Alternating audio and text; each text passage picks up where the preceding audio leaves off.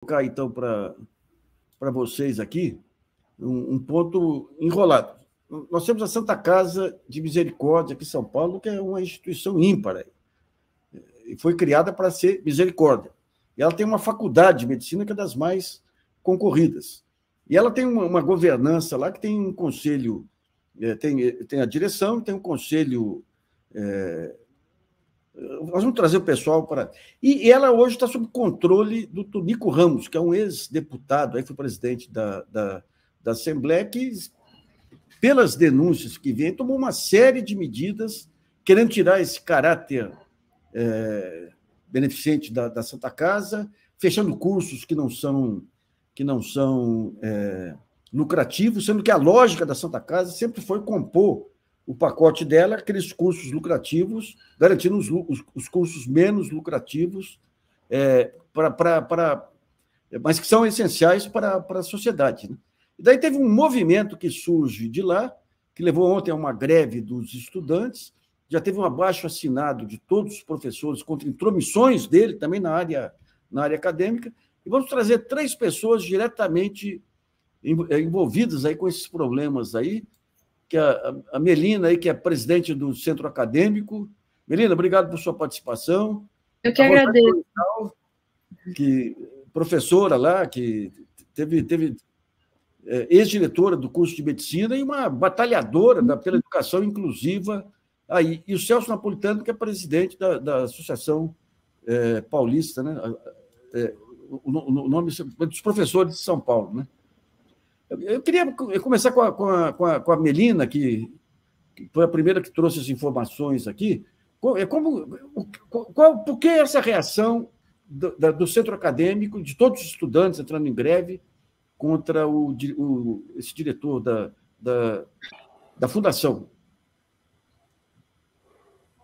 Então, o estopim, na verdade, aconteceu na sexta, quando ele, numa decisão totalmente arbitrária, destituiu grande parte da diretoria executiva da faculdade. Só que esse questionamento acerca das condutas dele já acontece faz tempo. Quando ele foi denunciado ao Ministério Público, a gente viu na denúncia questões de interferência acadêmica, de uso da maquinaria da faculdade para fazer propaganda política, então imprimir santinhos, de uso de dinheiro da faculdade para dar um jantar na casa dele, então para fins pessoais. Tudo isso já foi criando uma grande raiva no corpo estudantil. O estopim realmente foi na sexta, e na sexta a gente se reuniu, fez uma assembleia na segunda, e os estudantes votaram pela greve, porque para a gente é um absurdo o que está acontecendo, é um absurdo essa demissão de professores, essa interferência acadêmica que ele faz, diz respeito à demissão de professores, à assédio moral, funcionários, e isso para a gente não faz sentido, vai afetar o futuro da nossa faculdade e o futuro do nosso ensino. Então é por isso que a gente começou pela greve e continuamos até agora na greve. Rosane, eu soube dessa interferência dele de tentar fechar um curso, mas demissões de professores, de que maneira? Qual o critério que ele usava? Para que ele fazia isso? Bom, boa noite, Luiz, boa noite, Melina, boa noite, Celso, boa noite a todos. Noite. A gente agradece, né, a oportunidade de poder estar aqui. Só corrigindo, tá, Luiz? Eu estou como vice-diretora do curso de medicina atualmente. Tá? E acho que a primeira coisa que eu queria só, né, deixar bem claro que eu falo em nome de todos os diretores dos cursos de medicina. Então, aqui eu não estou falando, né, eu falo em nome de todos os diretores. E que esse movimento dos estudantes começou, né, já houve essa denúncia que foi ao Ministério Público, e os cursos vêm sofrendo interferência acadêmica de diversas formas. Tá? Então, houve a tentativa, não houve ainda o fechamento, mas houve uma tentativa do fechamento do curso da fonoaudiologia, que é um curso muito importante na faculdade, um curso, né, com 20 anos, um dos mais tradicionais do Brasil em relação à fonoaudiologia. Houve também algumas demissões de professores, onde os diretores de cursos diretos não souberam dessas demissões, só souberam pelas pessoas demitidas, né? Então, essa interferência também acontece, e outras interferências que foram acontecendo, né? Então, acho que diretamente, né, a gente tem algumas questões em relação a isso. Tem também, acho que uma coisa que eu gostaria de citar é o seguinte, a Fundação, alguns anos atrás, solicitou aumento do número de vagas do curso de Medicina e de Enfermagem, né? Isso tem que passar numa congregação, a congregação é o órgão maior da faculdade, né? Só que quando foi votado com a condição de que haveria, quando fosse aumentar as vagas, haveria uma nova discussão com a academia. Isso não aconteceu, as vagas foram aumentadas sem essa discussão com a academia, né? E a gente tem um problema, né, grande de infraestrutura com a questão do número de alunos, seja na infraestrutura física, seja na infraestrutura de RH, né? De número de pessoas, de professores principalmente, para poder manter a qualidade de ensino que a Santa Casa sempre teve, né? E que não quer abandonar de forma alguma em relação a isso, né? E o critério, qual foi o critério, se não foi consultado o corpo acadêmico? Não consigo te responder qual foi o critério, né? Foi um critério que ele definiu, né, que foi definido, mas não foi consultada a diretoria de curso direto em relação a essas demissões. Tá? Tá certo. Celso, como é que você vê esse movimento? É uma tentativa de mudar as características da Santa Casa? É uma mera questão para uso político? Como é que você está vendo isso? Então, Nassif, eu também quero cumprimentar a Rosane, a Melina, você também, e agradecer o convite. Eu estou aqui como presidente do Sindicato dos Professores de São Paulo e também da Federação dos Professores do Estado de São Paulo. Eu particularmente acompanho aí o movimento e os professores da Santa Casa já há um bom tempo. E aprendi a respeitar e honrar o trabalho todo que esses professores e essas professoras da Santa Casa, além do corpo técnico administrativo, executam. Mas é importante nós colocarmos que existem duas entidades que são mantenedoras dos cursos da Santa Casa de Misericórdia, que são a Fundação Arnaldo Vieira de Carvalho e a Santa Casa de Misericórdia. E essas fundações, e principalmente a Fundação Arnaldo Vieira de Carvalho, ela está sujeita, deveria estar sujeita, e está sujeita, ao regramento da curadoria das fundações. Mas não é de hoje que grupos de pessoas procuram se assessorar e se assenhorar dos recursos e do prestígio da Fundação Arnaldo Vieira de Carvalho, que ao final das contas, é a mantenedora das faculdades de medicina, enfermagem, fonoaudiologia, etc. Porque há um fenômeno muito interessante no ensino universitário, no ensino superior, que são a figura das mantenedoras e das mantidas.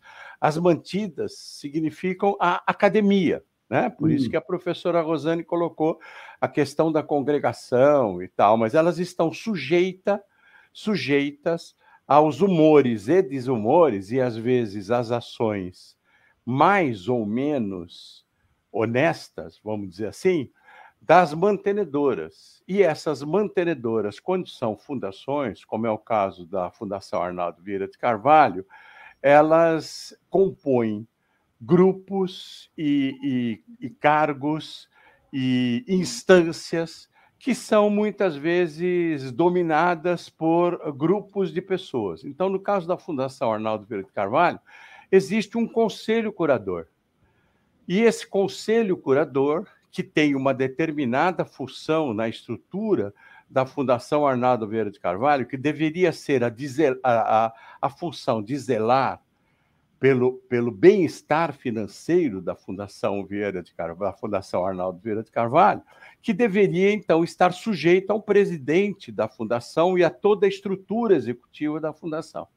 Mas o que aconteceu neste caso, e eu fui informado, o sindicato foi informado desse fato pelas professoras, pelos professores, diretores e diretoras, é importante que todos estão unidos, né, nesse tipo de movimento, são os diretores dos cursos, as diretoras, como a Rosane, que é vice-diretora da Faculdade de Medicina, que é uma faculdade, como você mesmo disse, de excelência, que eles foram surpreendidos pela ação desse senhor, que é o Tonico Ramos, que a gente conhece de muito tempo, que foi presidente da Assembleia Legislativa, que teve alguns episódios que até agora não foram esclarecidos, que ocupou também, por um determinado período, a posição de governo do Estado, e que, de repente, com o grupo que lhe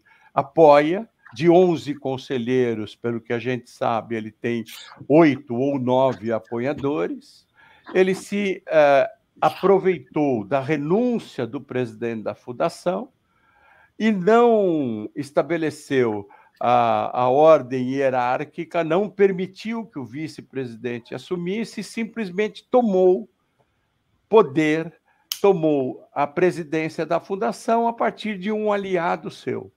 E, a partir daí, começou a tomar atitudes que não se coadunam com aquelas que o conselho curador de uma fundação sem fins lucrativos deveria tomar. Então, segundo as denúncias dos alunos, das alunas, da comunidade acadêmica, aproveitou-se dos cartões corporativos, inclusive, para apoiar candidatos da eleição passada, para, como disse a acadêmica Melina, para organizar jantares na sua casa. E aí esse estado de coisas foi se avolumando até que ele assumiu posições anti-acadêmicas, tomando decisões arbitrárias e demitindo professores, professoras de valor reconhecido academicamente, sem ouvir a comunidade acadêmica, simplesmente por demissão imotivada.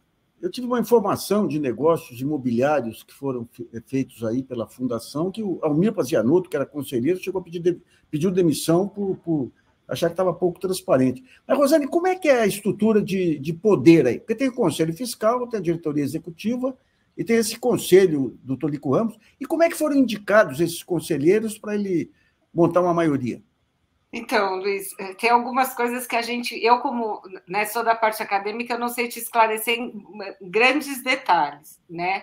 O que a gente sabe é que todo o conselho hoje, ele está conivente com todas as ações que o senhor Tonico Ramos tem feito, né?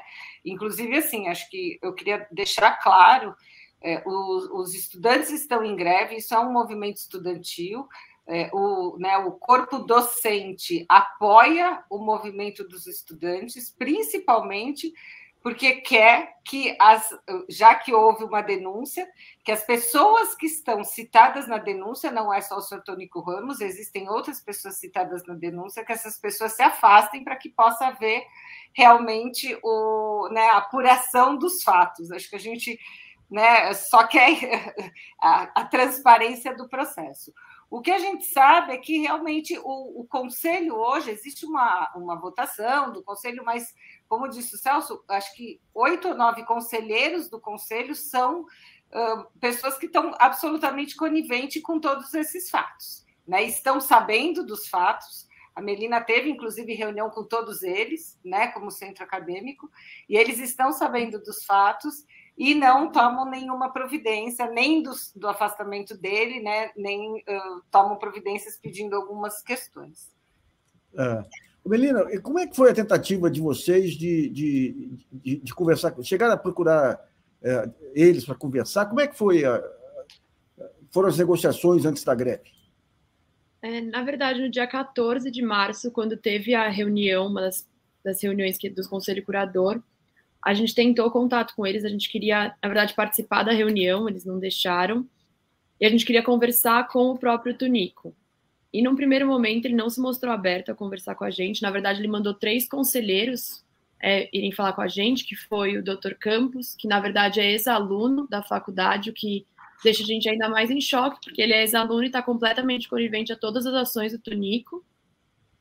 Tanto que a gente chegou a conversar com o Dr. Campos depois e ele não se mostrou aberto a nem escutar nosso lado e, na verdade, só ficou enrolando a gente. A nossa única pergunta era por que você está apoiando ele, sendo ex-aluno? A gente acha isso um absurdo. É a sua faculdade que está sendo desmontada e ele só enrolou a gente, não conseguiu responder essa pergunta. Para ele, na verdade, se o Tunico fosse afastado, seria um atestado que o conselho acha que ele é culpado. Que não faz sentido. A gente só quer que o conselho afaste o Tunico porque é o que faz sentido para que as investigações consigam seguir de forma justa. Tá. A gente, na verdade, não conseguiu conversar com todos os conselheiros, a gente conversou um tempo com o Tunico, que ele recebeu a gente depois. Ele negou algumas acusações, outras ele falou, sobre o cartão corporativo, se falarem que eu tenho que devolver o dinheiro, eu devolvo. Se falarem que eu tenho que devolver tal coisa, eu devolvo. Mas foi uma conversa também super longa, com várias enrolações. Na verdade, ele falou depois que só receberia a gente de novo se fosse num almoço. Então, pareceu até uma provocação, porque ele deu o jantar na casa dele e aí ele quer provocar a gente falando, só vou receber vocês se for em um almoço. A gente marca um almoço e você pode até escolher o que a gente vai comer. Alguma explicação sobre as demissões de professores? Não. Na verdade, ele falou que ele não interfere. Ele falou que ele nunca fez isso e não é o papel dele fazer isso. O que é mentira, a gente sabe que é mentira. Ele consegue interferir, talvez não diretamente, porque, como a Rosane bem falou, essa questão de professores, tudo depende da diretoria executiva, mas se ele tem a diretoria executiva no controle, ele consegue fazer o que ele quiser. E ele tem, porque na sexta passada ele destituiu boa parte da diretoria executiva e colocou outras pessoas no lugar.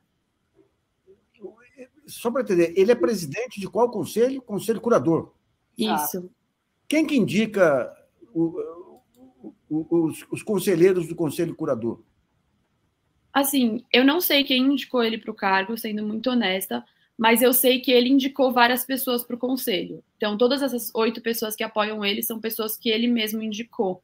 Agora, Celso, quando você tem uma fundação dessa aí, uma fundação que interfere, ajuda toda a cidade, o conselho tinha que ter representantes da sociedade civil, e não indicados aí por panelinhas e tudo, né? De alguma forma, o Ministério Público aqui tem essa percepção, porque já teve problemas aqui na Fundação Casper Libero também. Parece que o procurador estava envolvido. Na FAAP também. Na FAAP também? Também. Há um então, tempo é hora de se discutir o formato dessas fundações aí para impedir essa apropriação das fundações por interesses particulares?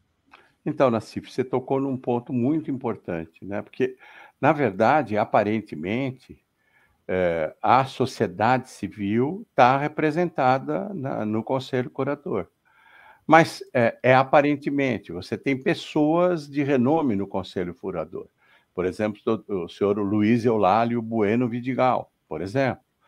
Há, por exemplo, pessoas que já ocuparam cargos na estrutura do SESI e do SENAI, como o senhor Walter Vicione, que foi superintendente do SESI e do SENAI na gestão de Paulo Scaff, mas que também foi candidato a deputado. Então, teoricamente, ao que parece, a sociedade está representada no Conselho Curador. Ocorre que ela está representada de uma maneira enviesada, porque a indicação ela é prerrogativa dos membros do Conselho Curador e parece um clube de amigos. Agora, você tocou em outro ponto importante, que é o do Ministério Público.